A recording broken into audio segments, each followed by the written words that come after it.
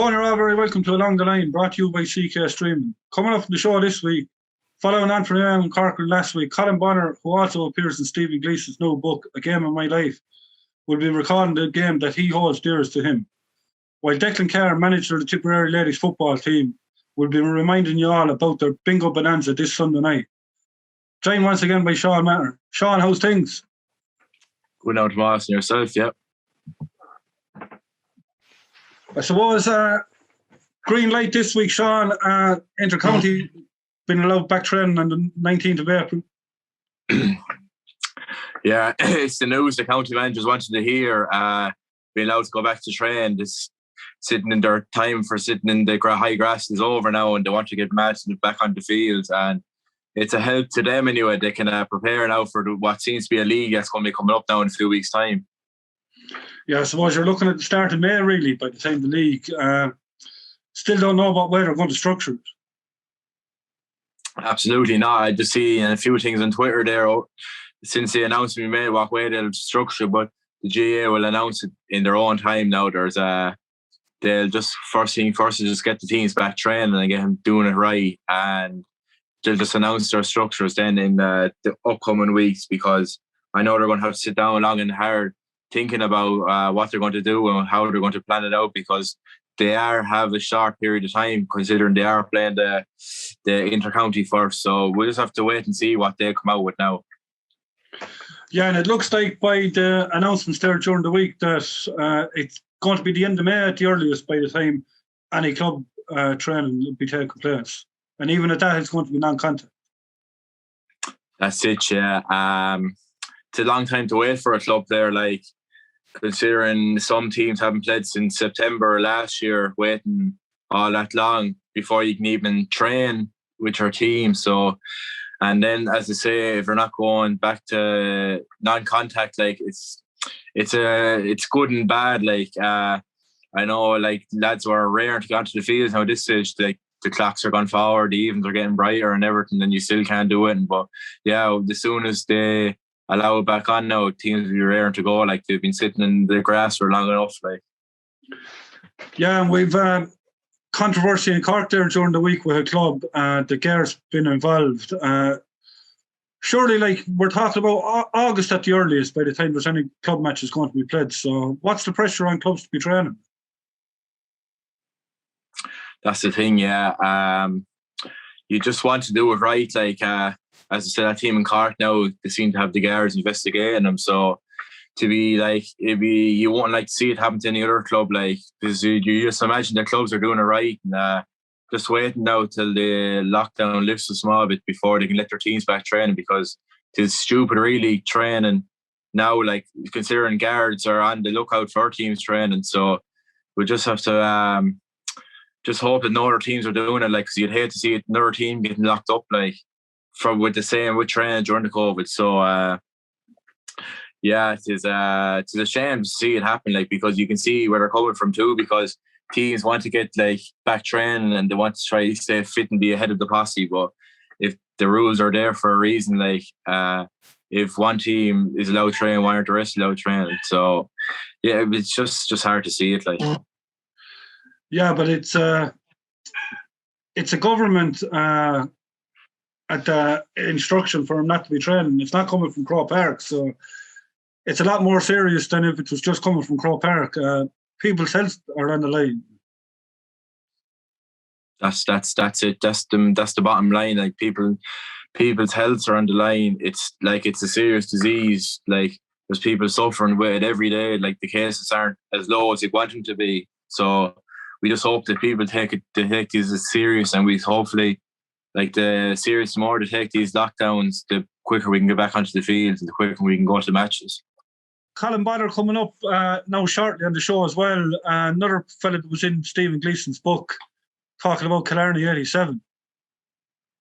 Yeah, exactly. The glory days, like, they're some of Tip's greatest days, and Colm was definitely a part of them days. And yeah, it's just it's a different voice as well. Like, you're not hearing the same voices the whole time, and yeah, it'll really bring us back to the glory days as well. Like, Yeah, and big evening, Sunday evening for the Tip Ladies football, the Bingo Bonanza. Have you your book bought yet? No, I have, yeah. And I know a few others that have it bought too. So we just try to go and support them now, and we try drive them on. And here in CK Stream, just wishing the best of luck, like. Yeah, and Declan Carr is here now, just to give you all a reminder of Sunday Eve. Hi all, Declan Carr here, Tip Ladies Football. On behalf of the County Board, I'd like to invite you to the Bingo Night on Easter Sunday night, April the 4th, 8 p.m. online. Your support is really, really appreciated in the past and hopefully to continue. The LGFA and Tip are doing great work for the ladies of Tipperary. So get your bingo cards out. Looking forward to seeing you all on Sunday night, 8 o'clock, April 4th. Happy Easter and thanks. Tipperary supporters from different generations all have that game that sticks out in their mind. I'd say nothing compares to that particular game. For those lucky enough to be in Fitzgerald Stadium, Killarney on the 19th of July 1987 to witness Tip end the famine when overcoming Cork in a replay after extra time to claim their first Munster title in 16 years. This is the game that sticks in their mind. Picking this game as the game of his life is Cashel King Cormac midfield maestro Colm Bonner, and I'm delighted to say Colm joins us now along the line to recall his memories of that fantastic day. Colm, you're very welcome to the show. Thank you, Tomas. Yeah, going to enjoy talking about this. Colm, Killarney 87 is a pretty special day. Yeah, it was such an emotionally charged day for everybody involved. We had a team there, a mixture of youth and experience coming through, but, it was coming. There's not a doubt about it that there was a victory coming somewhere down the line. We had so much heartache. It's just incredible to think that there was 16 years of hurt for a lot of Tipperary supporters, and a whole generation had never seen a Tipperary team lift a Munster Cup, and it was huge going down to it. We were lucky, I suppose, in Thurles to get away with a draw. Cork loved playing in Thurles, and that was a serious Cork team we were up against. They were going for 6 in a row, which hadn't been done before. And the Tip team that we were actually only a Division 2 team at the time. We won Division 2. So it looked like a kind of Goliath contest. But yeah, look, we never had any inhibitions about it. I suppose with Babs Keaton, Donny and Teo, they were 3 great hurling, and they really believed in what they were about. And they grew up in the 60s when hurling in Tipperary was probably at its strongest, and they had one of the best teams, I suppose, they ever put on a Tipperary jersey. So, they were inspiring leaders for us. But we'd met our own history, just in the background coming through. There would have been maybe 7 teams that would have won Munster medals in 8 years, under 21. So there's a huge amount of talent coming through. And I think the problem was there was so many people coming through that one year you'd have one Tip team and another year you have another Tip team. And we just found it very hard to get a settled bunch of players together and the right mix. And, Cork were putting us under savage pressure, like a serious outfit. So, yeah, look, when we got the draw match in Thurles, we did go down to Killarney saying, look, they didn't wipe us clean, even though, we're a Division 2 team and we had belief in ourselves. And we felt, we weren't going down to the lines then in terms of going down to Cork.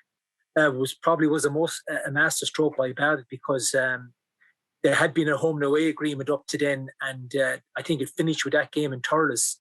And if we had to go down to Cork, who knows, a young team like we were, it might have went too well for us. But when we heard us going to Killarney, we said, great, because we'd already played Kerry there, and we'd actually played Clare there twice in that championship in 86. So we knew the pitch and we knew the surroundings, and we'd stayed overnight in all those, for all those games in the Hyatt Hotel. So, it wasn't anything out of the ordinary for us. And so, yeah, as I said, it was a hugely emotionally charged day. Of course, we weren't looking at saying we're going to try and break that 16-year famine, but it was in the back of our mind that we had to stand up, and some team had to start winning again. And I was just so proud that I was part of that day. It was my most satisfying day that I ever had in Tipperary jersey. Yeah, I suppose if you look at famous sporting achievements in Ireland down through the years, Munster beating the All Blacks in 78. Every man, woman and child claims to be in Thomond Park that day, even those that weren't born. Offaly won their first Leinster in 1980 in front of 3,000 or 4,000 people, but everybody from Offaly says they were there. And I suppose everybody from Tip maintains they were in Killarney, so you must have been playing in front of 200,000 or 300,000 people that day. Yeah, well, I know, because there was 13 in our family alone. Never mind all friends and cousins and whatever. And trying to get tickets for that was just a nightmare. I think the ceiling was set at something in around 45,000, but there was a minimum of 50 to 5,000 down at that game, and there was another, I'd say 10,000 or more that would have travelled down with no tickets just to go down for the crack on the Saturday night and the Sunday. And we were down there for the weekend after we had won, and the number of supporters, but the roar that we got coming onto the field there in Killarney was just, it just lifted the rafters. It was huge, and I would say anybody who's watching it on the telly in Killarney, whatever, everybody made a huge roar. It was we could hear it all over the place. So yeah, it was anyone that was supporting Tip around those times, and the bit of fanfare had come back into supporting Tip. We got on a bit of a run, and so it looked like we could start winning again, and people started supporting us, and so yeah, we were delighted with the support we had. It was huge. Yeah, because Babs had come in the previous October and he changed the dynamics very quickly, set up the supporters club, and the players wanted for nothing. Yeah, that's for sure. I didn't know the man, but he called out. Someone said there's a man outside the gate there in a car, and I called out, and he opened the boot, and there was 5 or 6 hurleys. He had a bunch of hurleys, and he said, "Pick what you want." And as I said, I think before, if you got 1 or 2 hurleys, you'd be minding them, because they were quite expensive, and if you played a rough and tumble game like it was back then, there was a lot of ground hurling and a lot of flake, and that the hurley wouldn't last too long, and it was hard to get a good hurley. So that was, it just showed us, that was the start of it. And yeah, it didn't go rosy for us at the start. I remember in Thurles, we were beaten by 10 points by Laois in Division 2. It wasn't all roses for them. And that was when the National League was played. Some of it was played before December, and others was played in after December. So, I suppose we got that shock early in November to kind of say we need to do a bit more. Things aren't going to be easy, even though we had a very good management team. But yeah, look, got us together, and gradually we started getting a bit more professional in our outlook. And come championship, there was a lot of people looking at us and laughing at us, really, when they saw us going around in blazers and shorts and ties, and only professional soccer players were doing that, and you'd only see it on telly. But it was a Tip team, and we hadn't won anything or done anything. But Babs had started up the supporters club in Dublin with some very prominent supporters, and things just took on a roll, and the Tipperary team at that time didn't want for anything. I even remember in '87, after winning the Munster final, we were all off on a trip to the Canary Islands. It was huge that December. It was a tremendous time to be part of a Tip team. But yeah, as you said, we wanted for nothing. From my own memory, and you mentioned the '84, centenary final. I think the county board, having hosted the All-Ireland final, they, everybody had to dig deep to support that staging of the All-Ireland final in Thurles in 1984. And there hadn't been much money going around. So in fairness, the supporters club came at a good time for us. But yeah, it was just part of the package. It just made it that bit easier to hold for Tip. Yeah, because the drawing game, you were the better team in Thurles for most of the game, but you had to depend on Pat then to get you out of trouble. But what was the mood like going down to Tralee then the following week, or down to Killarney the following week, son? Yeah, well, we knew that game was going to stand to us hugely. Our first game was against Kerry, and we didn't set the world on fire. Our second game was against Clare, and we were lucky to be sitting in the championship. I think we got a draw out of it in the last minute or two to force a replay, and again down to Killarney. But we won that game. That was the first game we kind of got into our stride. We said, look, there could be something here. And, the Cork game was just the biggest game that we ever played in our life, because, as I said, a team that was going for 6 in a row as Munster senior champions, hadn't been done before. So that was the calibre. Like, when I look at their team, every one of them, from Ger Cunningham to Pat Harton to Jim Cashman, Tom Cashman, John Fenton, Teddy McCarthy, Tony O'Sullivan, Tomas Mulcahy, Kevin Hennessy, Kieran Kingston. You had subs. I think there was Jeff Fitzgerald, John Fitzgibbon, even the great Dermot Curtin, like these are all lads that were part of any the household names in Cork and in Munster and further. So we knew what we're going up against, but having drawn that game in Thurles, we went down kind of saying, look, they couldn't put us away, and we felt it was going to stand to us. So yeah, we went down in confidence more than hope. Yeah. Yeah, because you didn't get off to it. The best start. Cork were on fire there in the opening 20 minutes, and Teddy McCarthy was causing huge problems. Yeah, Teddy McCarthy, what a player. I marked him at on the 21 level, and he was a corner forward at one stage. And he made a leap for one or two balls when I was in around the square, and I said, oh my God, what kind of a player am I marking here?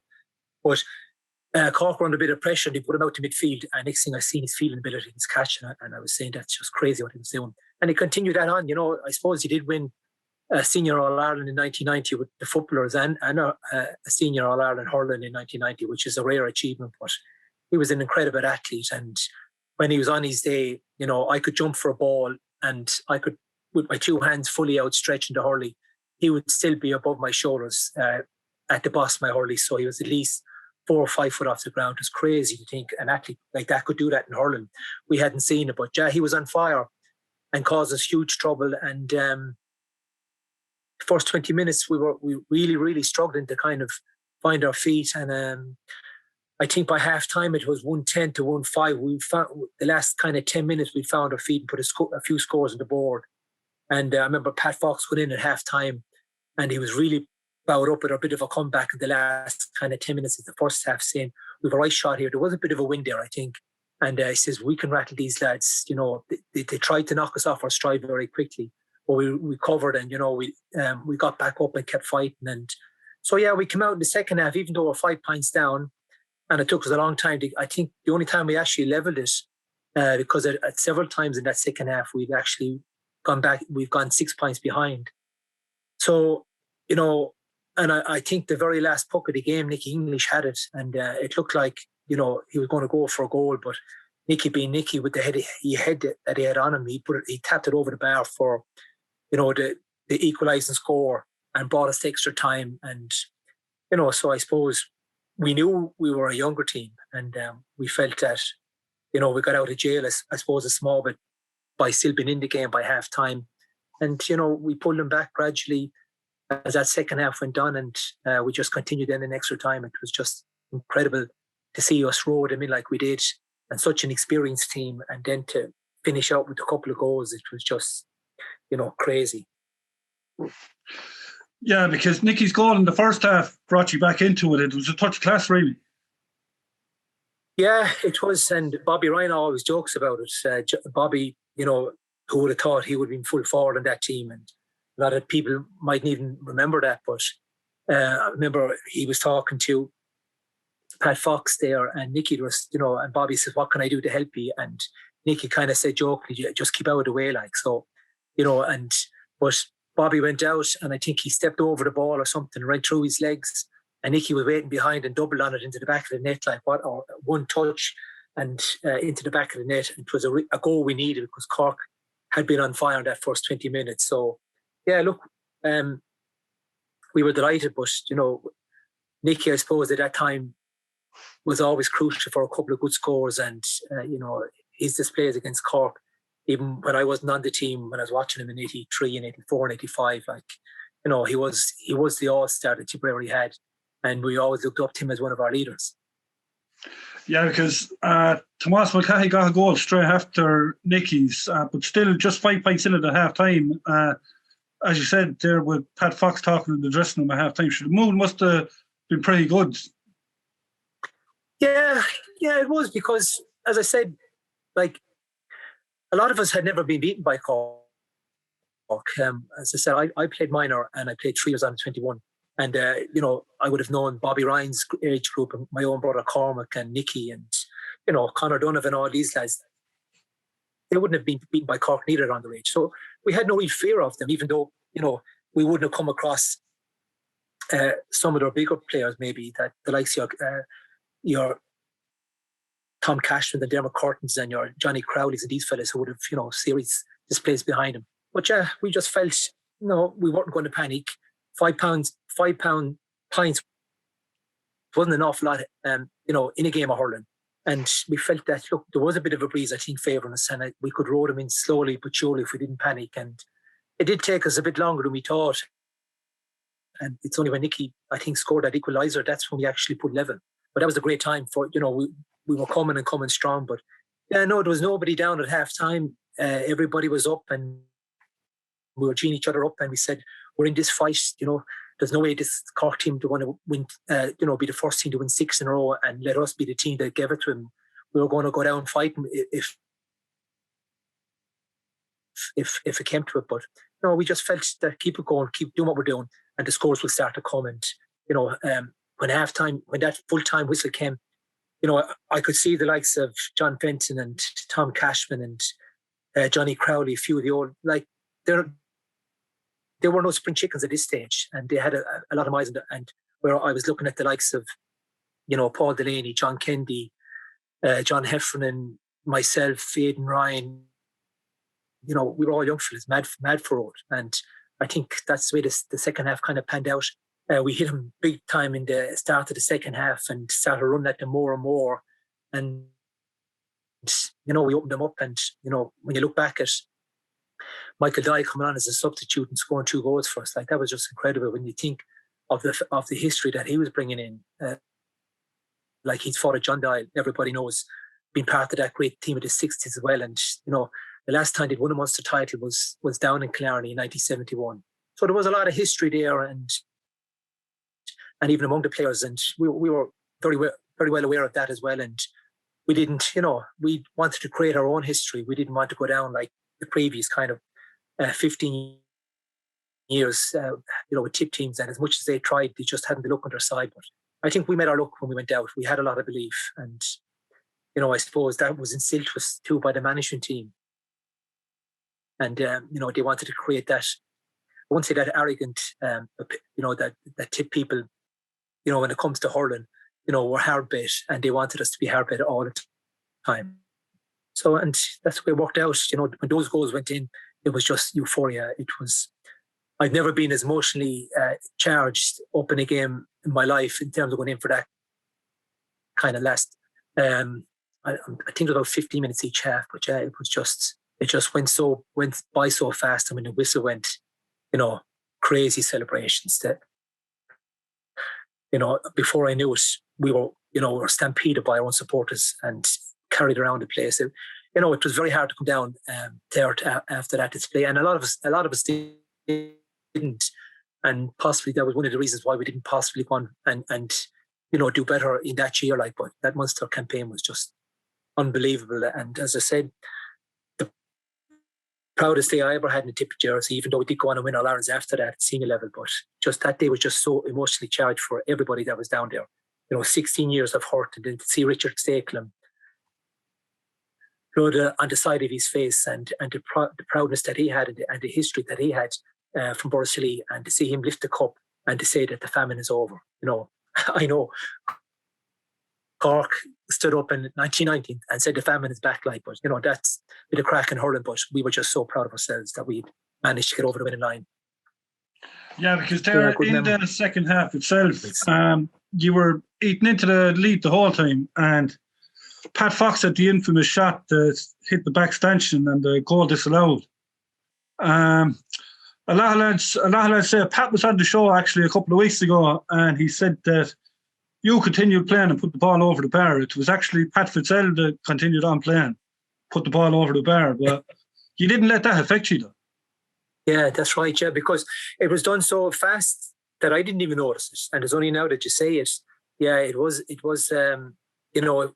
we had lost that game, and obviously if it showed up on television, we would have been very sore over it. But yeah, we continued on. The ball was hit with such power and speed. Very few people saw it. I don't know. I would, well, maybe the 50,000 people in the stand said they saw it in the end, but I doubt it somehow. But yeah, Pat came out. I think he threw it over the bar. I think from there, I think we got a score out of it. But yeah, no, it didn't rattle us because we just continued on. A lot of us didn't see it unless you're inside in the full forward line. So But it would have taken a lot to put us off our stride anyway. We were just so focused on going and just like we were like a train coming at them all the time. Just keep going, and try and wear them down. Like they were top class hurlers. Tom Cashman was one of the best stickmen I've ever seen. I would have marked John Fenton, Turles, the Sunday before, and what an athlete! He was probably 34. But he was just able to constantly get up and down the field, and it took a lot. And I was very fit at the time to stay with him and try and lessen his influence. But Tom Cashman was a different animal altogether. He was just one touch. Anytime the ball was near him, just touch and struck away without putting it on his hand. He was, So even though, even though we're up against them and they're our opponents, you could admire our good hurlers as well and see what they're bringing to the game. But I always saw that with Tom Cashman. His stick work was just, out of the top drawer, and because of that, he was that bit harder to get close to it because the ball was kind of, and he's such a good reader of the game. But a lot of these players kind of tired as the game went on, and we just kept getting stronger and stronger and stronger. And thankfully, as I said, Nicky got that score to keep so that we could keep that train coming at Cork, because I don't think that train was going to stop that day. It was just going, and that those celebrations after it we stayed. We were supposed to book out at O'Heights that evening, and I say that 50 or 60,000 people are down in Killarney. A lot of them had to go back to work the next day. I'd say there was very little work, or very few people who went back, because we stayed down there that night, and the crowds that were around us. We were up the next morning, down around the streets in Killarney, and what a place, to go for a bit of crack, and the pubs and the sessions and the sing songs, and every pub was full of tip people. So, nobody. I'd say there was very little productivity back in Tipperary that day, anyway, that's for sure. Yeah, because like as you said there, that Pat Fox chance, you didn't let it affect you, and Martin McGrath, who wasn't even on the panel the week before, he came into his own at that stage, and Fox brought you level. And then not long after that, Teddy McCarthy catches the ball over your head and lobs it in for Tony O'Sullivan's goal that was disallowed. I suppose it was kind of evening itself up after what happened with Pat's shot. Yeah, I suppose, when you look at it that way, yeah. I suppose that's the way hurling games go. You have to take the bit of luck with when you get it, and sometimes you don't get the luck. But if you keep trying, and if you keep working hard, and if you keep digging deeper, you will make your own luck. And I think that's what that tip team were all about. We, very little kind of upset us. We were very focused, and we just kept working harder, digging deeper. And if there was a setback anywhere along the way, we just put our shoulder to the wheel again. And it wasn't the case that we were looking for excuse or looking to blame the management or blame the referee. We felt that was in our own hands, and that was that kind of tip team during that time. We wanted to take it on, and we wanted to try and win it the right way. But yeah, as I said, that was a great Cork team, and other players wouldn't mark or had mentioned the likes of Mark Mullins and Tony O'Sullivan, like that, even though they would be considered small by nowadays standards as wing forwards. Like the hurling that they had was just huge, So, but yeah, look. It was never going to be an easy game. Like we were, to be fair to Tip, like we were only a Division 2 champions at this stage. We hadn't got up to Division 1, and Cork had been 6 in a row Munster champions. So they made us fight for it all the way, or 5 in a row, going for 6. So they weren't going to lie down. And the rivalry that's there between Tip and Cork, you never want to be second best with them. And it was just as I said, those 15 years of kind of poor defeats and poor displays, and I remember being at the Munster final in 1984 against Cork, and it looked like we had them bet 4 pints up with maybe 3 or 4 minutes to go, and then leaving Turles. I just couldn't believe it, and that could have been a year the Tip might have went on and won the All-Ireland final. No disrespect to Offaly, but Offaly came, I think, to Turles that year and won the centenary final. Am I right in that? I wonder, or was it Cork? But anyway, no, Cork beat them handy, I think. Oh, Cork beat him handy. That's what it was. Cork beat him. So a lot of people were thinking that's what it was. Cork won it, and a lot of people were thinking, yeah, God, if we got over that day, did Offaly cause a surprise in Leinster coming out and get to the Ireland final? And Tip would have felt, yeah, it would have been their day. And So yeah, there was a lot of, over those years, there was a lot of kind of crying over spilt milk and what ifs and what happened. But as I said, there was a group of players that came through from starting with Pat Futsal in, I think, 1978. I think he captained the Tipperary under 21 team, and they were beaten by Galway in a replay. But they'd won the Munster, so that had started them on the trot. And then, you know, the likes of Nicky and Donny and Bobby Ryan and Pat Fox and Colm, your brother, whatever, they came along and then, you know, won another 3 Munsters and won 3 All-Irelands with it. Like, that was, you know, that was huge. And you saw what happened with teams like Clare and teams like Limerick that might have won 3 or 4 All-Irelands, and it didn't translate into senior success straight away. And then our team came along only a year later, I think in 82. I remember talking to Nicky that they actually had a better team in 82. They had 14 of the players that won the All-Ireland final the year previous. And I think they might have been a bit overconfident, but they were caught. And then my team came along then with the likes of Paul Delaney and, you know, John Kendi, Aidan Ryan, myself, the lads that were on the senior panel there. And we won 3 Munsters. And we got the 3 All-Irelands and beaten in 2, but won 1. So, you know, there was no fear. Had been used to winning a Munster. We had dominated Munster. So, you know, we had no inhibitions about where we were going and what we were doing. And we were playing hurling. Any Tipperary hurler that puts on a minor jersey, their dream is to put on a senior jersey, and they want to experience winning with Tip. And so, yeah, look, I've been lucky enough to experience it, and so have other players. But that's what our goal was. And, you know, if it wasn't going to be that day, it was going to be some other day. I've no doubt about that. But we were just delighted that, you know, that was a winning day for Tip, because we put in a lot of heartache over those years.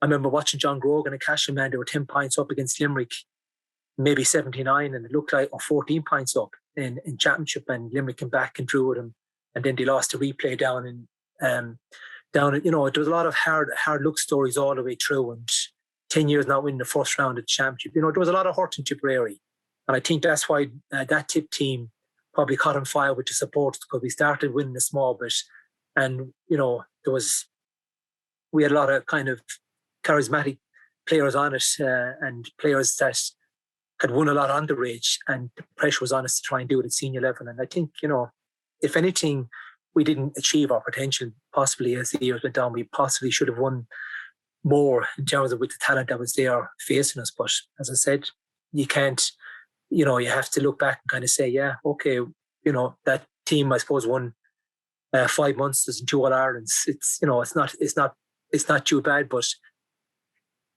I suppose when you play championship and it's knockout, you know, you don't get a second chance back then. You know, when you win Munster 5 times, you would expect to go on and maybe do a bit better than we did. But we fell on a sword a few times, and that hurt us when we kind of look back on our career. But having said that, it would have been worse if we didn't win anything. Yeah, you were just talking about Pat Futsal there.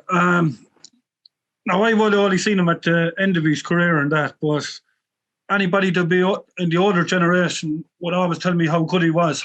How good a hurler was Pat Futsal? Oh, what a man. Yeah, what a hurler. I had lucky enough that I was playing with him at club level. And he was just so brave. It was unbelievable. Like, this is a time when, you know, feeling the ball, yeah, you'd see a couple of very good feelers, but you know, the pulling that was done under a high ball from all angles, you know, you get a lot of hurlers that can protect their hand now from a strike coming from the front or back, whatever. There'll be 6 or 7 hurleys meeting his hand every time. Very few people put their hand up to catch a ball, but Pat Futsal was the bravest man I ever seen. He put his hand up and caught ball, but he had such a good hand as well. And his hand, you know, his hand is in smithereens from so many broken knuckles and fingers, but he just continued. You know, this is before your face scars or whatever. I'd seen him bloodied so often coming off and stitched and brought back on the field. And he was the very same for Cashel, you know. When we did finally make a breakthrough in Cashel, I think he was maybe 34, 35. But we were just so lucky that he held in with us that long, because, you know, we wouldn't have won that county final. We actually only won one county final in Cashel, and, you know, we wouldn't have won it if he hadn't been on it. He was that good. He's, you know, a huge player, and he would have played I suppose he would have played since he left the under-21s in 78, 79, so he would have been with Tip a good number of years. Yeah, and just going back there to the game itself and Nicky's point, but what a lot of people forget is just before that, Paul Delaney had a chance to level it up from a 65.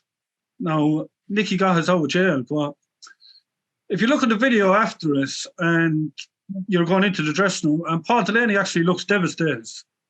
And Bobby Ryan goes over and has a chat with him. It was kind of a case of, don't worry about it, let's move on. And knowing Paul since I was a child myself and being a friend of his, it's one thing I've actually never asked him is what Bobby Ryan actually said to him that day, because Bobby was obviously a leader. You could see that having captained the Harty Cup team and everything, like, so whatever he did say had an effect on him. Yeah, well, look, Bobby was one of those players as well that I mentioned, the likes of Nicky and Pat and Donny O'Connell. But, Bobby was another player that was one of these younger players that was making his name for Tipperary hurling from senior, kind of from maybe 83 on, and was such a wholehearted player. And yeah, look, I remember going and watching the under-21s when my brother Colm was playing, and he was the centre forward. And he had a real robust style of play, no nonsense, and he just kept that ball moving as a centre forward and an awful lot of ground hurling done. His best positions was, in the half back line, and he'd tell you that, and that's where he would have got his all stars. But yeah, at that time, he didn't let the fact that he was in the full forward line affect. He was just going to give everything that he had for Tipperary, and but his words of encouragement are huge when it comes from players like that. I remember when I made my debut in '86 against Clare, and I'd lost my hurley, and I was going back chasing a fellow with the ball, and I managed to get the ball and get a free up, and Bobby was the first man. He nearly broke my back with the slap he gave me in terms of encouraging me and say, well done and keep this going. And I was only a young fella, and I think it was the hardest slap I took in the game was off him. But, that was just his style. He was just totally full-hearted and gave you absolutely everything, and 100 miles an hour to every ball. And as I said, I think he's a 3-time All-Star, and that's you can see why. Yeah, because Paul Delaney extra time that day, and Paul Delaney couldn't continue with cramp, and it was actually supporters that were carrying him off the field that day and helping out. And Michael Dial come down, but Fox got you level, and Donny O'Connell finally got Tip ahead. It was the first time they led. I think it was about 10 minutes to go, and then you go on a mazy run where you get the energy out of God only knows, and onto Donny, and Michael Dial finishes to the net for the first goal. Oh yeah, it was, as I said, it was crazy. But just going on back in Paul Delaney's free, I used to always regard him that the reason he was missing the frees was because he used point to hurley inwards. If you're a right-handed hurley, you normally point it out right, and I was always telling him, why are you pointing to hurley in when he lifts the ball? But he was a very accurate free taker, and to be fair to him, I think he might have scored 2 points that day for us from frees. But yeah, going onto it, yeah, Donny O'Connell was a warhorse. Again, a similar player like Pat Vassell, he'd put his body on the line for you. He put his hand up where a lot of people wouldn't put their hurley up, and he was always going at it. I loved his style of play. He'd get the ball, and he was all the time asking questions, running at you. And as I said, when I gave the ball to him, it was a case he was going to go off with it again. There wasn't a doubt about it. And he gave it to Michael, and then Michael flicked it in. And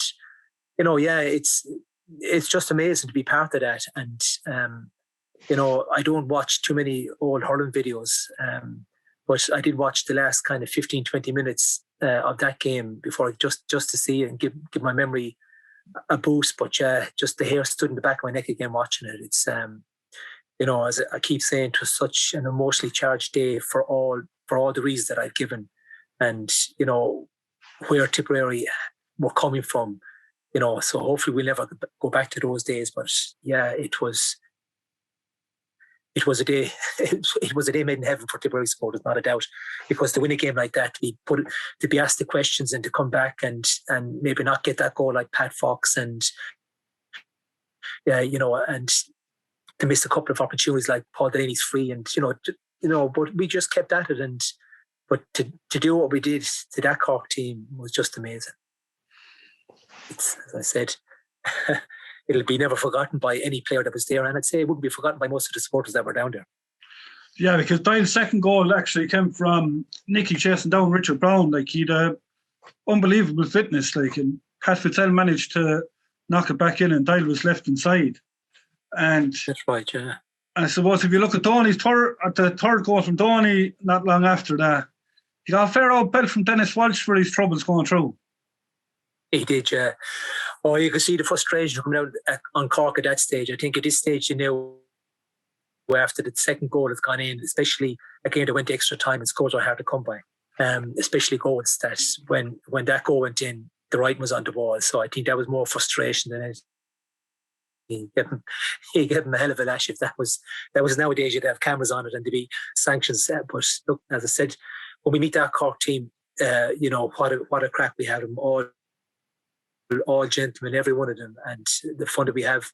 I remember going through, and it was a spur of the moment. I was racing through it. I could see Johnny Crowley coming out to me, and obviously you go to protect yourself first, and my hurley goes up, and I caught him somewhere in the jaw with it, and he was panned straight out. And I didn't know it at the time because I was watching the game following on, and he would have left the field. And you'd think that you'd be awkward meeting these lads after, but yeah, look, we met up, and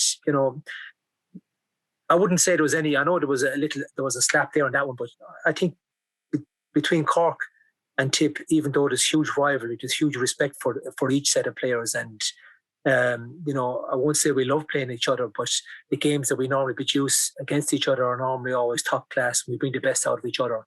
And, I just remember the games we had with Cork from 87, 88, or 1990, 92, 92, like they're all powerful games. So, yeah, they were part of the history that we were creating as well, and we created some great moments for them too. Then winning the Munster final in 1990 was a huge unexpected. We were like that Cork team.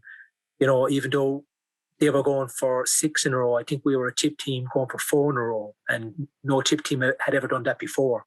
And sure enough, Cork stood in the way, and they gave us a hell of a lesson. And and that's what we give to Cork in 87. So, it doesn't belong turning around. So you can't ever get the run of yourself when you play into county hurling or when you play teams like Cork, because it'll always come back to bite you. Yeah, you were just saying about the camaraderie there between the two teams. I was actually with Joe Hayes in 2015 in the Palace Bar after the All-Ireland, and the Cork 1990 team were being after being honoured. But the crack that was had with them Cork hurlers, that they had great respect for Joe, and Joe would have given one of his famous commentaries that same night, and he would have given a different result of the 1990 Munster final. But the crack that was had with the Cork lads and Joe, I was lucky enough to be there at the time. Yeah. Oh, look, there are different times. When a match finished, we dusted ourselves down, and if the scoreboard went your way, you're more than happy. There wouldn't be the insight that there would be nowadays in terms of the video analysis and going back and looking at, your GPSs and every ball that you went for, all the runs that you made, your GPS, your mappings, it's gone crazy, whereas it is at the moment. So there wouldn't have been any of that, and we would have dusted ourselves down. We would have gone in for a shower, and yeah, we'd meet up with the lads as quick as they'd meet up with us down in some local, you'd meet the lads, you'd know them from underage, and you'd say we'll have a pint in here or whatever. And obviously you're meeting the supporters and everything with us. And there was a huge bond with that Tipperary team and the supporters that grew up watching that team, because as soon as the game was over, we were out, and we were in the thick of it as much as they were, and having the crack as much of them. And there was buses coming down from every town and village, and minibuses all over Tipperary, as there is. But we'd be in the middle of it after the game, and we'd be on the roof, so we'd be singing the songs, or we'd be up on the shoulders, and that was the crack, and that's what made hurling so enjoyable. And maybe we enjoyed ourselves a bit too much, and I might have made a comment that maybe we should have done a bit better than we did once we left Munster. But having said that, that's the way it was back then. It was a more it was, the demands of the game weren't as high as they are now. And I think when I played over kind of 13, 14 years that I played with Tip, Galway won 2 All-Irelands, Tip won 2 All-Irelands, Cork won 2 All-Irelands, Clare won 2 All-Irelands, Wexford won an All-Ireland. Then we got to a couple of Ireland finals. Offaly, I think, won 2. So it was very, very even, very spread out. And no one team dominated the game, possibly like Kilkenny did in the 2000s in terms of what they done, because that was just incredible to think that could have been done in the modern day game. But, I think we won't see anything like that again from any team. But, so when we played, it was very even. A lot of teams were thereabouts, and small teams and small margins could make All-Ireland champions. And that's what happened. And it was great to see maybe 6, 7 different teams win All-Irelands over the period that I was playing. Yes, I would have rather if we had won more than the other teams. But look, that's when you look back, you can look back at good memories, and the times that we had. And if I went back, would I do anything different? Possibly. It's hard to say. You can't very easily look back in 2020 vision, but I think we gave it what we could when we were playing. And unlucky not to have maybe done a bit more. Yeah, because say the generation of supporters said from 73 to 82 or 83 when Tip didn't win a championship game, and a lot of them do say Tip had great teams that time, but they just couldn't get a break. And if there was a back door there back then, Tip would have won an awful lot more. But with the back door there now, if it was there in your time, do you think when you got caught in Munster a few times, you would have recovered? Oh, there's not a doubt. Like that Tip team, when we're beaten by Cork in 1990, I've no doubt there would have been a spring, and it could have come back to bite us some other way too. We might have put a team out and they might have come back to haunt us. But I think that Tip team definitely, and really from 1988, 89, I think every year starting now, Tip were nearly number 1 in the bookies, up to maybe even 1997, 98. It's, like when you look at the team, and I suppose when you look back and you see, players that didn't play there, like you had a young Johnny Lahey coming in, a young Declan Ryan coming in, a young Michael Cleary coming in. Like these are all multiple all-star hurlers that were coming onto the team after 87, and possibly, we would have definitely come back and haunted someone that put us out. I've no doubt about that, the way it went. I know when they first introduced it in 97, I know I was coming near the end of my career. In 97, they had the back door, beaten by Clare in the Munster final. And, with a bit of luck, we nearly came back and won, even though, Clare might have felt we would have robbed them in the second half. But, we got 2 goals in the last 2 or 3 minutes to go a pint up with time up. And, we were in a winning spot, and it wouldn't have taken an awful lot to have held on to that or to force it to a replay. And, so I can see how easily a team can come back and beat you. But those Tip teams that I played with, if they were beaten, if they got a second chance, it could have been the slap in the backside that they needed to kind of get their act in order. And I've no doubt that the teams from 71 up to 84 as well, because I went and watched them. And as I said, when you see a Tip team and they can put 14 points past, be beating Limerick by 14 points by half time, it just shows the potential. But it was huge pressure on everybody. The managers coming in, there's pressure on the players, and it wasn't acceptable. It wasn't acceptable that Tip weren't winning because they had been so used to winning. Somebody gave me a stat in 1965 that when Tip won the All-Ireland final in 65, they were the first to win the magic, 21 All-Ireland finals. And, even in hurling or football. And then when you look at the likes of Kerry, where they are now, with 36 or 7, and Kilkenny out where they are in Cork, and how little we've won over the years, that, we did fall off the hill. But there's still that expectation in Tip that if you're from Tip, you should be winning our Ireland finals. And maybe that's why some outside counties would say that we're very arrogant. But there's a huge belief in Tipperary players, and they do believe that if they get a chance to put on a Tipperary senior jersey, that they're going to get a chance to win an All-Ireland final. And that's the mentality that they have. And, and most teams are lucky enough to see that through. But yeah, it's no doubt, as you say, yeah, it would have taken a bit of pressure off Tip if there had been a backdoor system in the earlier years. But yeah, you could probably say the same in a lot of other counties.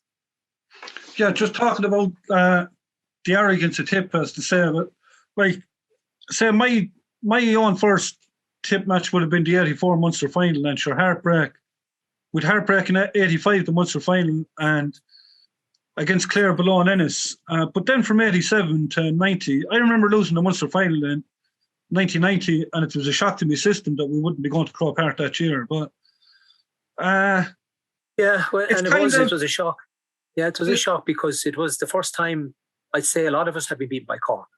That was that was our first setback that we ever had from Cork in 1990, and a lot of us would have been playing since I would have been playing minor since '82, so that was nearly over 8 years before we had been beaten by a Cork team. So I don't know what it was like for Nicky. No, they would have played in '82 and '83 and '84 senior where Cork were beaten. But from the perspective of my age group coming through, it was 8 years before we had felt defeat from a Cork team. So, yeah. As I said, I know where your point was going. What were you saying there? Oh, I was just saying, with 1990 being a shock to the system, and you had been saying about other counties said there's an arrogance in Tip, but said the fellas that would have grown up watching Tip 87, 88, 89, and then winning again in 91, from a supporter's point of view, no matter how bad a Tip team is, we still kind of go into every year with confidence. You do, and look, and that's putting huge pressure on the Tip senior team.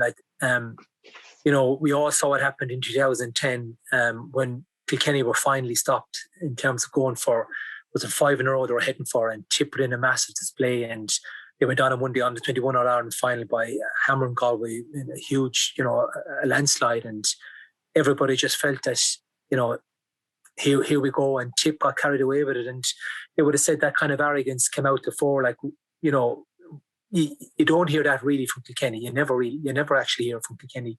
They never lose a run of themselves, and I suppose it had a lot to do with the Brian Cody and the mannerism of him and the culture that he imposed, and nobody can be bigger than the game, and nobody's more important than the team, and they had a conveyor belt of talent, I have to say that. But in the early years, when in the first 3 or 4 years when he struggled to get that culture and those values in place, but when he did, the players that came through, and that Kilkenny team that won 5 in a row.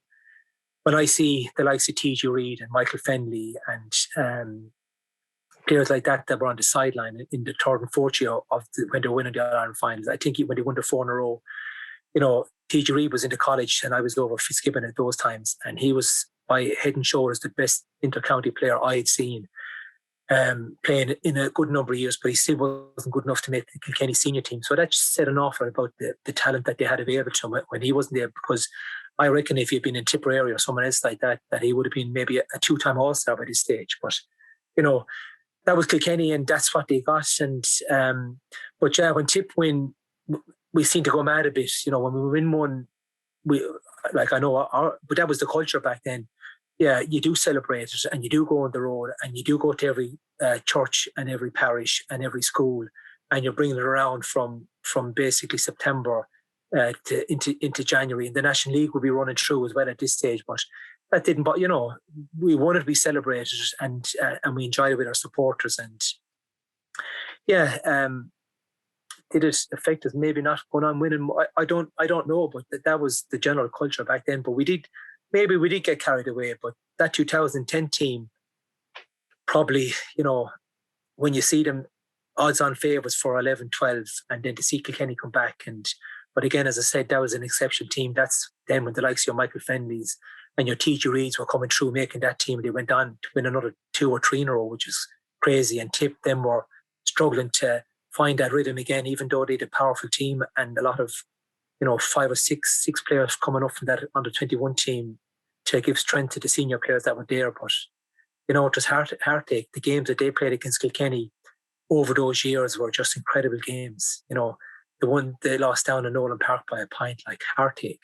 And if they had a second chance, I've no doubt that team possibly would have come back and won more, because they had huge talent. And look, fair play, they did come back and win a couple of more All-Irelands, and that'll be something said about that group of players as well. Could they've won a bit more? They possibly could. I'll say the same about our own age group, and that's not being arrogant. That's just kind of saying, look, a bit of luck, and you need a bit of luck. And if we had a bit more of it, we could have won it. So, as I said, it's the way. But we're all hanging our hurleys up, and we're all very happy to have played into county. We're just so proud and privileged to have represented Tipperary. And if I had the chance, it was never about boots and gear or travelling or whatever. To get the chance, if I had to hop in a minibus to come up to training every day, I'd do that. If someone's to pay or whatever, if I had no transport, I'd be the first man above in the field. There's not a doubt about that. It's an honour to play for your county, and if you can play it at a very good level, and there's nothing better. And as I said, I'd do it all over again, without a doubt. And the camaraderie that we have with all those players that I played with over the years, it's just incredible. And even the players that we played against. So, that's the one thing that you do miss.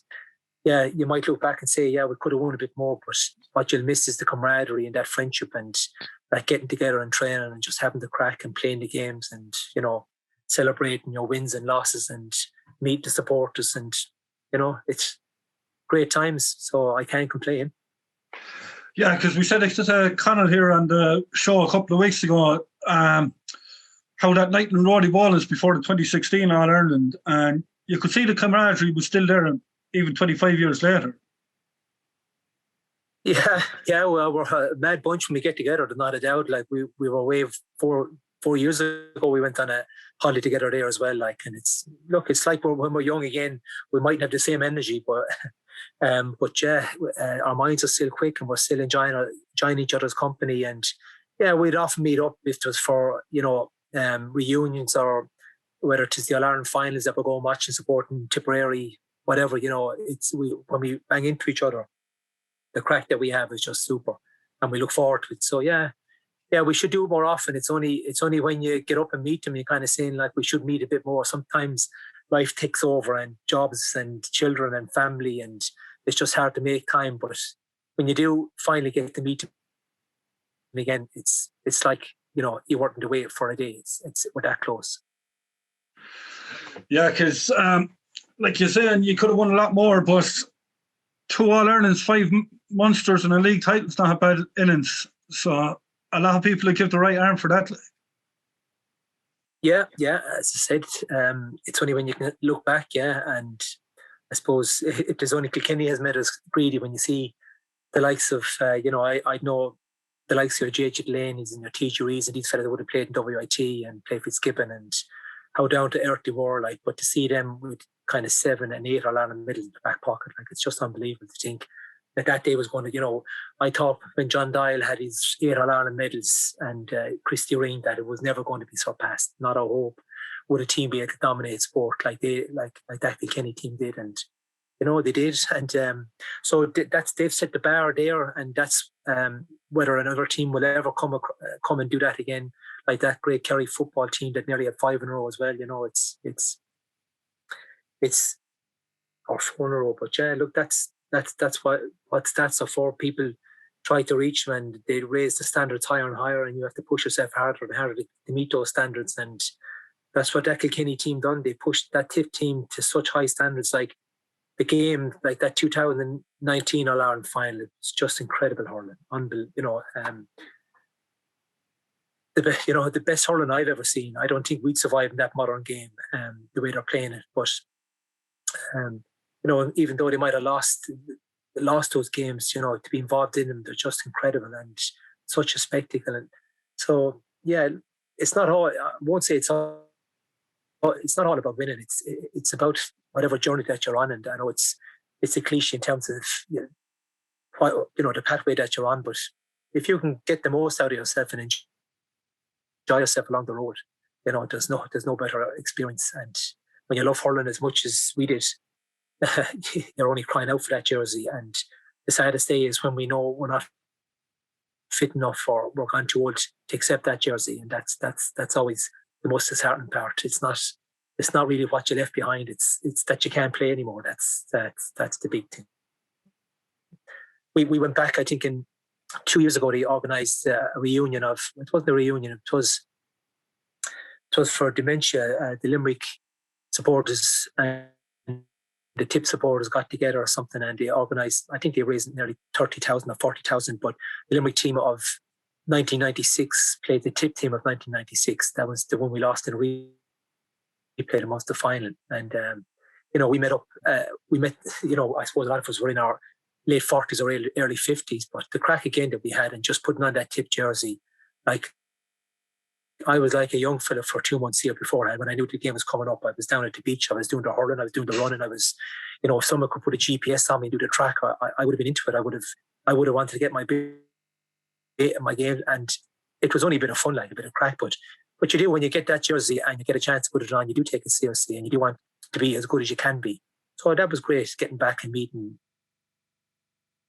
all the players that played. So, not only the Tip lads, but the Limerick lads. And we went out and had a few pints again after it. And yeah, it was great. So, as I said, I don't think you'll see any player that ever got a chance to put on a Tip jersey that will regret their time with that jersey, regardless of their experience. Yeah, I suppose the old saying goes, you only have a loan of that jersey. Like, there's people there before you and there's going to be people there after you. So it's a case of enjoying it while you are there.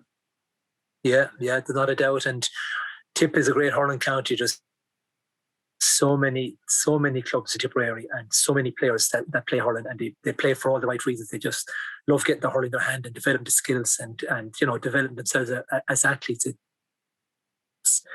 And there's a great mentality in Tipperary people when it comes to hurling, and they'll always be thereabouts. And I know the supporters would love them to be more successful, but maybe if that ever became the case, we get bored and people would stop following. So it's great to get in there every couple of years and win an All-Ireland and get out with the supporters and enjoy with them and come back again and win another one or two. And yeah, it's not to be all and end all to judge yourself on whether you have an All-Ireland medal. It's how you represented yourself when you got the chance to put on that jersey. And there's many, many Tipperary people that haven't got a chance to put on that jersey that would love to be in the shoes that.